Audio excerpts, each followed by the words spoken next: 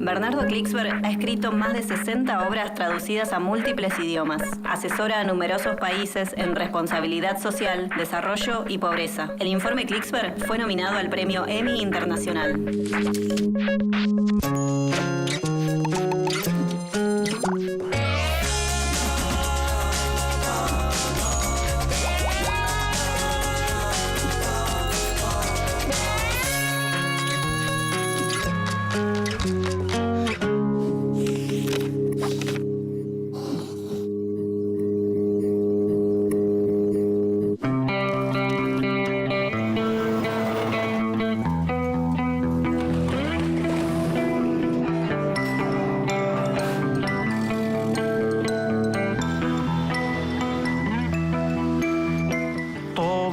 Podemos entender economía. Nos han convencido de lo contrario, pero no es cierto.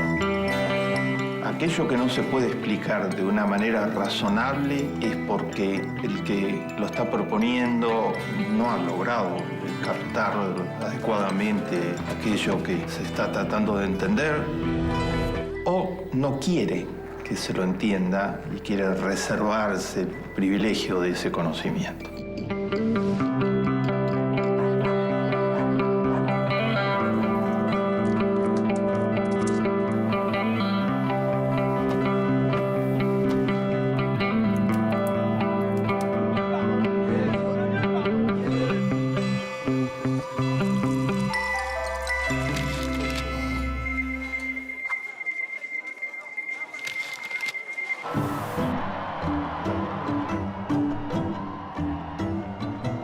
El presidente Clinton es considerado uno de los políticos más hábiles que ha tenido los Estados Unidos. Entre otras cosas, Clinton acuñó una frase que se hizo universal, famosa, y que fue el eje de su campaña política en uno de los momentos más difíciles. La famosa frase fue aquella de «Es la economía, estúpido». Con eso Clinton trataba de subrayar que de todos los alternativas, dilemas y debates que había en la mayor economía del mundo en su época, lo que más importaba a la gente, en definitiva, es el funcionamiento de la economía. Y que había que priorizar el funcionamiento de la economía. Esta frase, «es la economía», tiene bases muy importantes.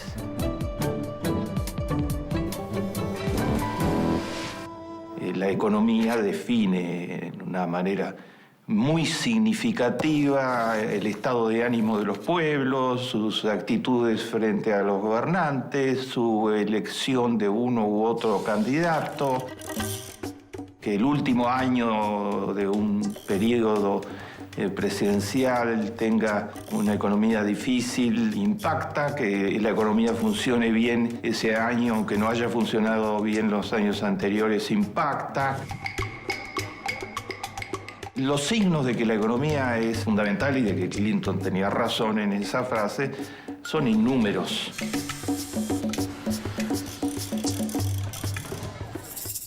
Pero esto que es tan importante para el género humano, la economía, ¿será tan difícil de entender como lo plantean una parte importante de los economistas?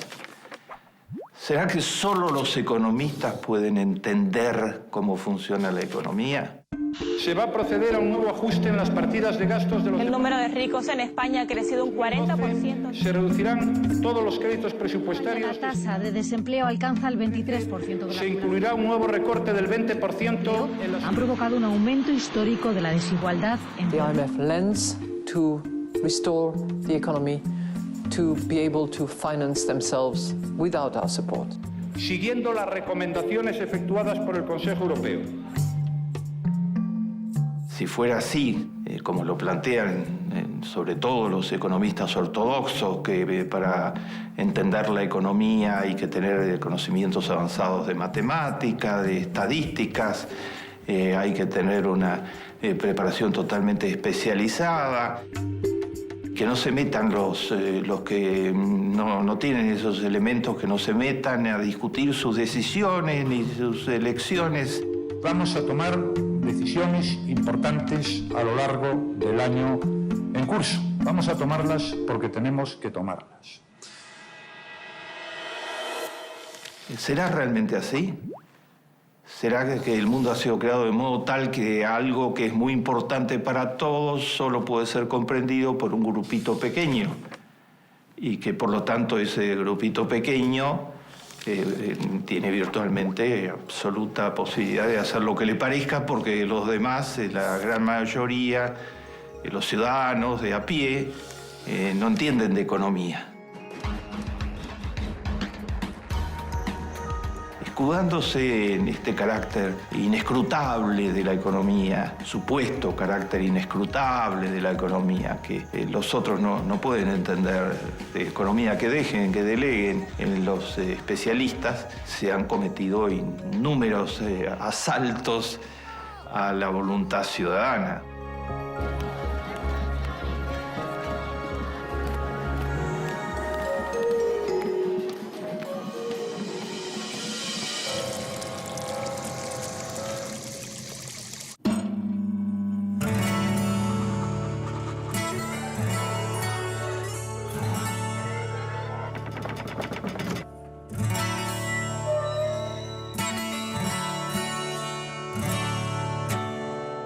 En realidad vivimos en un mundo en donde ha aumentado significativamente la disponibilidad de recursos económicos, porque hoy el ser humano, gracias a los avances de la ciencia y la tecnología, ha incorporado a la economía recursos que no existían. Por ejemplo, la nanotecnología, que es la ciencia que trabaja a partir de acercarse cada vez más a los objetos más pequeños, a los átomos y a las partículas de los átomos y a las partículas de las partículas de los átomos, y a partir de ahí, donde hay un universo inmenso que tiene otras leyes distintas al universo común, crear posibilidades de producción. El ser humano ha incorporado al fondo del mar, a los recursos económicos, ha incorporado a la dimensión de lo pequeño, que es infinitamente explorable, porque lo pequeño siempre puede ser más pequeño. Ha incorporado como recursos de producción a posibilidades que no figuraban en ninguna fantasía sobre cómo podía ser el futuro tecnológico del género humano. Hoy está virtualmente produciendo gran parte de los alimentos fuera de estación, durante todo el año. Las nuevas tecnologías han permitido escapar a los ciclos naturales preestablecidos. O sea, la economía es más rica que nunca, la economía mundial, porque hay más recursos disponibles que nunca. Y hay ciencia y tecnología que han incorporado el mundo gigantesco de las comunicaciones inmediatas.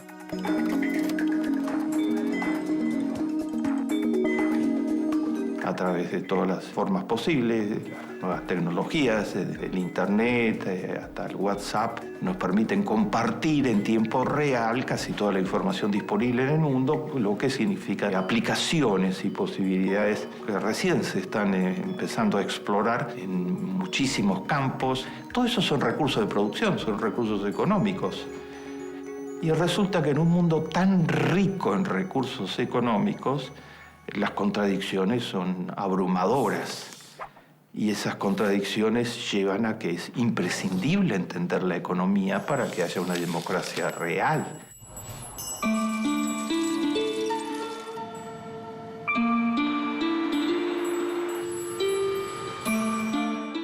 Entre esas contradicciones está esta contradicción fenomenal de que un mundo con estos recursos económicos, incluso con estos recursos en medicina preventiva y en medicina curativa, no logra garantizar la vida a los niños.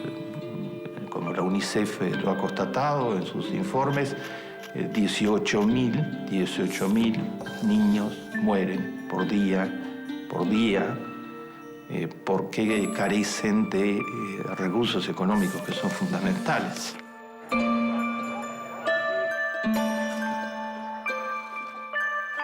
Existiendo toda la posibilidad de que esos recursos económicos estén al alcance de todos los niños del mundo. Carecen de alimentos suficientes, carecen de agua potable, carecen de instalaciones sanitarias, tres principales causas de muerte de estos 18.000 niños por día.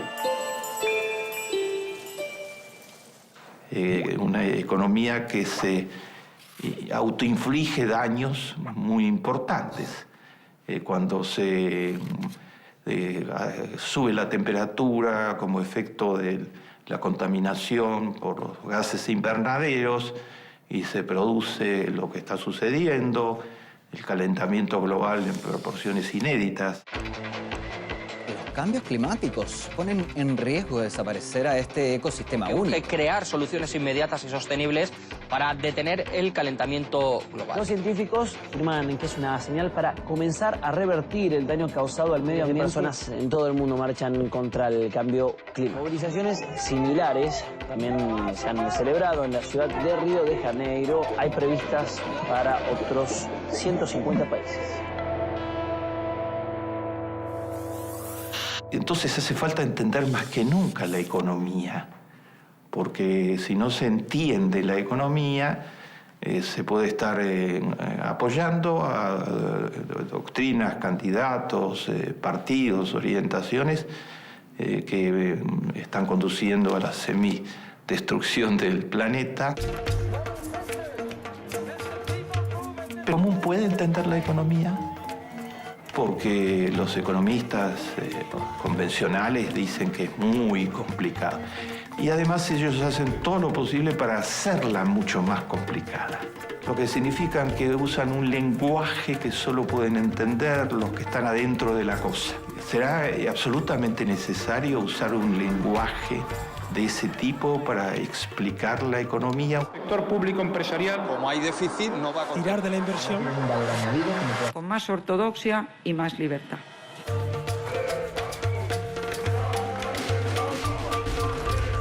Todo lo que existe en el planeta es pasible de un abordaje científico. Y es posible, lo decía Albert Einstein, es posible explicarlo de modo tal que la inmensa mayoría de los seres humanos, contando con las bases educativas fundamentales, puedan entenderlo. Si no se puede explicar, es porque está mal explicado. Es porque quien hizo el análisis científico no llegó a la verdad real.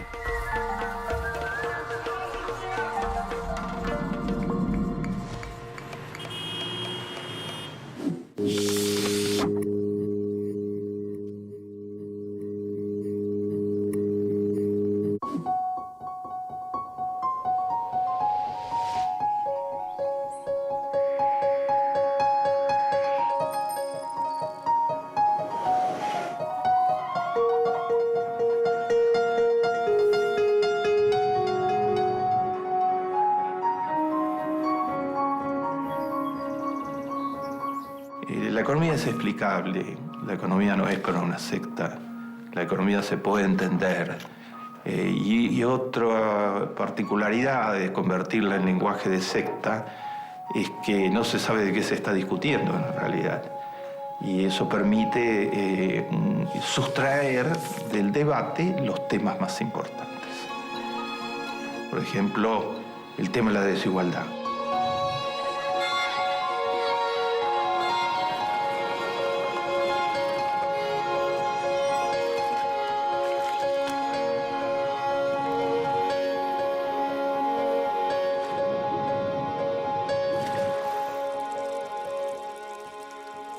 La economía ortodoxa se concentra totalmente en aumentar el Producto Bruto y ha prestado mínima atención al tema de qué pasa con ese Producto Bruto.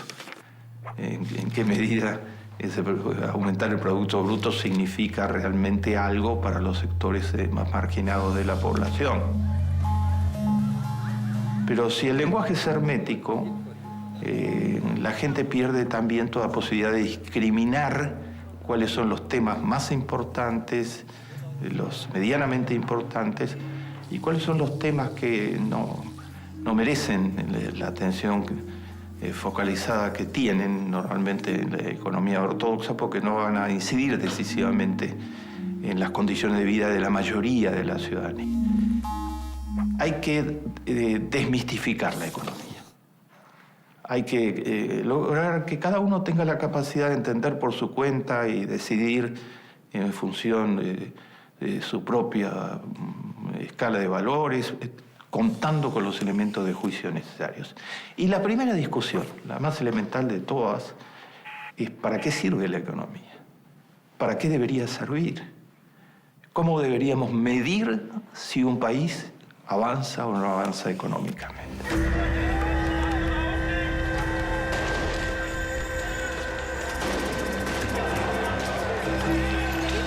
Tota la societat en conjunt, i la jubilada i los jubilats. ¡Casa sin gente! ¡Gente sin casa!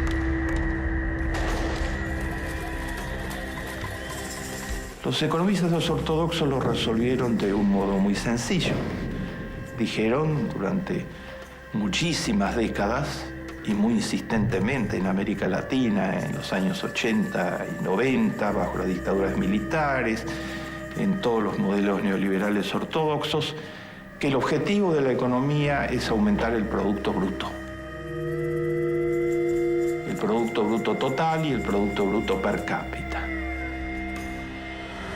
Y que la economía se mide a través de esos indicadores, y algunos de los organismos financieros internacionales solo utilizaban como índice de progreso económico el Producto Bruto. ¿Qué es el Producto Bruto? La suma de los bienes y servicios que produce una sociedad normalmente se mide anualmente, durante un año. Pareciera lógico, ¿no?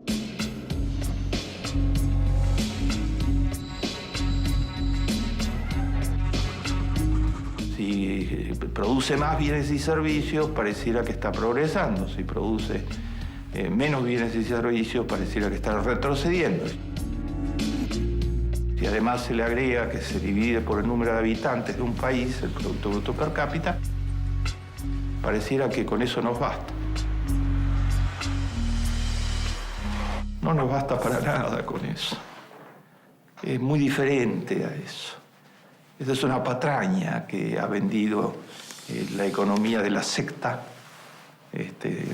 para que no se discutieran los problemas más importantes en economía. At the beginning of the 90s, there was enormous support for globalization, a belief that everybody, both in the developed and less developed countries, would benefit, the poorest would benefit, and the richest would benefit. Since then, globalization has united the world, but against it. In fact, one of the most important global movements has been the global movement against globalization. Uno de los enjuiciamientos y de los estudios más analíticos fue el que produjeron dos premios Nobel de mucho peso por su pensamiento alternativo, Joseph Stiglitz y Amartya Sen, que trabajaron juntos en el marco de una comisión para establecer cómo se debe medir la economía, que fue creada por el expresidente de Francia, Sarkozy, durante su periodo. Un presidente conservador que entendió que era muy importante poner a dos de las economistas no tradicionales más importantes del planeta a explicar cómo se mide el progreso en la economía.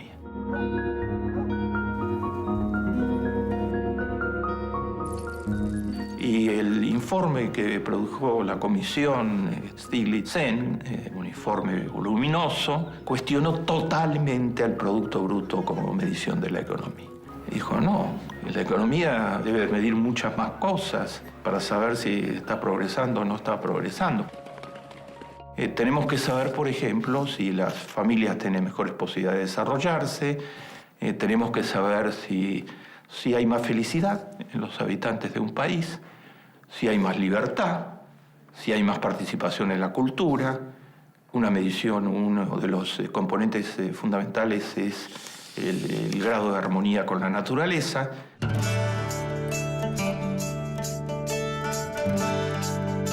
Porque si no, no estamos midiendo lo más importante. Por ejemplo, dicen en su informe Stiglitz y Sen, dicen, si aumenta la producción de automóviles en un país, aumenta el Producto Bruto. La industria automotriz es muy importante, aumenta la inversión, la venta, el mercadeo, incluso el empleo. Pero hay un costo muy significativo. Están aumentando al mismo tiempo por lo menos dos cosas. Una, el nivel de contaminación. Y por el otro lado, la gente tiene que utilizar muchas más horas para llegar al trabajo. Tiene que utilizar más tiempo porque hay una circulación automotriz mucho mayor. Y la gente es infeliz, de acuerdo a todas las cifras y mediciones que existen, cuando tiene que manejar más tiempo y tiene que manejar durante periodos extensos. Le están robando tiempo de familia y tiempo de vida. Entonces dicen los autores, un momentito, hay que maximizar en la economía. Maximizar quiere decir producir el máximo compatible con otras maximizaciones, como son la de la felicidad, la de poder disponer de tiempo para la familia. Es más complejo que como lo presentan los economistas tradicionales. La economía no tiene por única finalidad a través de la cual debe ser medida la producción de bienes y servicios. Es fundamental que se produzca la mayor cantidad posible de bienes y servicios, pero la economía tiene otros objetivos. Entonces se deben producir de modo tal que al mismo tiempo se esté prestando atención a los otros objetivos, logrando lo que sería una economía integrada e inclusiva. Es fundamental para el ciudadano saber que las dos economías ofrecen producir más bienes y servicios, pero una la ofrece a costos muy fuertes porque no tiene en cuenta la ecología, ni la familia, ni la felicidad de las personas.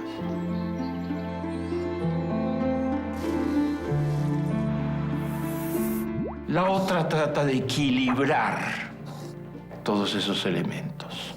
Esta es una distinción fundamental.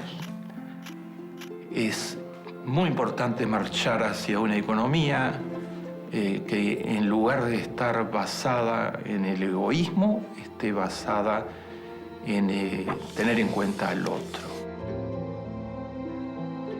En una palabra, como lo dice el texto bíblico, la ley fundamental que debería orientar la economía es la idea de que el que ayuda al otro y se convierte en un actor económico que ayuda al otro, se ayuda a sí mismo.